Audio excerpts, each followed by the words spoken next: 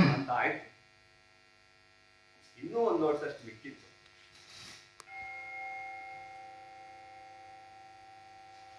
ಓ, ಆ ಸಾವನ್ನ ಮತ್ತೆ ಬಿಟ್ಟಿದ್ದೆ. ಆ ಸತ್ತೋನು ನಮ್ಮಗ ಒಂದೇ ವಾರಿಗೆ ಹೋಗಿ 1 ತಿಂಗಳ ಆಚೆ ಈಚೆ ಅಷ್ಟೆ. ಅವ ಮಾರ್ಚ್ 7, ಇವಾಗ ಏಪ್ರಿಲ್ 7.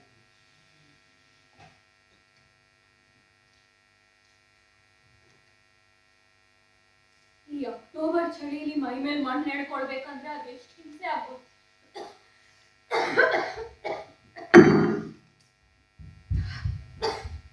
ಪ್ರತಿ ಸಲ ಈ ಅಕ್ಟೋಬರ್ ಚಳಿ ನನ್ನ ಕರಳು ಹಿಂಡಕ್ಕೆ ಬರುತ್ತೆ.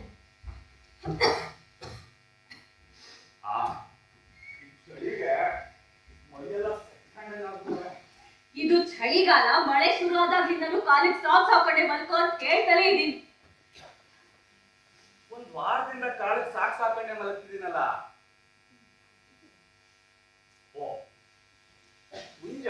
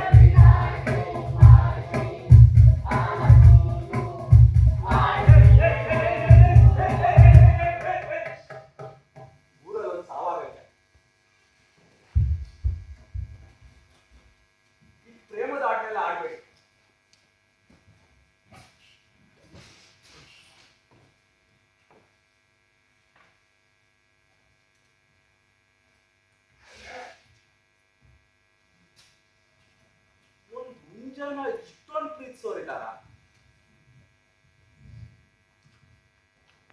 ನನ್ನ ಮಗ ಬದುಕಿರ್ಬೇಕು. ಆ ಸತ್ ಹುಡ್ಗ ನಮ್ಮ ಮಗನ ಇಷ್ಟೊತ್ತಿನ ಮೇಲೆ ಭೇಟಿ ಆಗಿರ್ಬೋದು. ಆದ್ರೆ ಅವ್ನು ಸತ್ ಮೇಲಿನ ನಮ್ ಈ ವಿಷಯನ ಇವನು ಅವ್ನಿಗೆ ಹೇಳಿರಲ್ಲ. ಬಹುಶಃ ಅವರಿಬ್ರು ನಮ್ಮ ಮುಂದಿನ ಬಗ್ಗೆನೇ ಮಾತಾಡ್ತಿರ್ಬೇಕು. ಈ ಕೋಡಲಿ ಕೂಡಲೇ ಏನಾದ್ರು ಕಾಣಿಸ್ತಾ ಇತ್ತ ನೋಡು.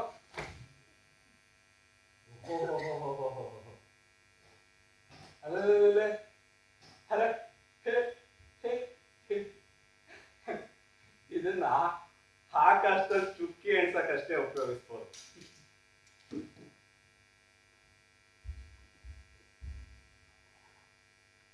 ನಾವು ಮಾತ್ರ ಬದುಕಿ ಕೊಳಿತಾ ಇದೀವಿ.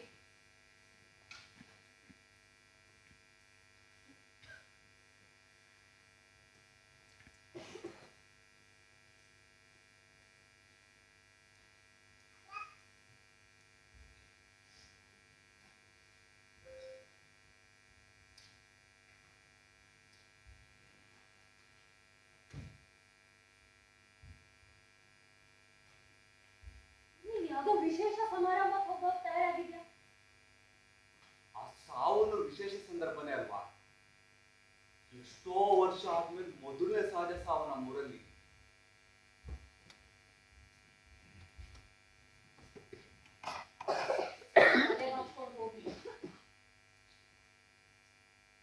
ನಾನು ಗಿಣಿ ತರ ಕಾಣಿಸ್ತಿರ್ಬೇಕು. ನೀನ್ ಹೇಗಿದ್ಯೋ ಹಾಗೆ ಸರಿ ಇದೆಯಾ. ಗಿಣಿ ಆಗೋ ಅಗತ್ಯ ಇಲ್ಲ.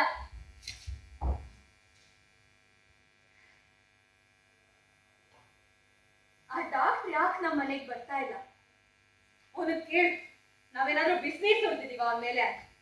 ರಾತ್ರಿ ಎಲ್ಲ ಕೆಮ್ಮಿ ಕೆಮ್ಮಿ ಸಾಕಾಗಿ ಹೋಗಿದೆ.